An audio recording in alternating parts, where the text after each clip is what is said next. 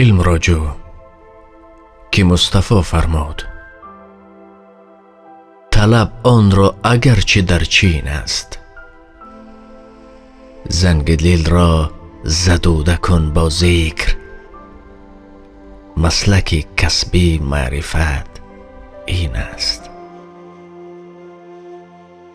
علم به ذکر علم شیطانی است، علم شیطان ز جهل پایین است.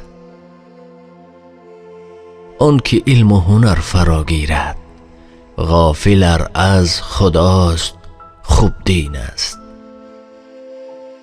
قدر آن کس که خود پرست بود نزد ارباب عقل تعیین است. عزت و عیش خویش اگر خواهی همه در پیروی آیین است. دل اگر آگه از خدا گردد عشق و ایمان ز شهد شیرین است.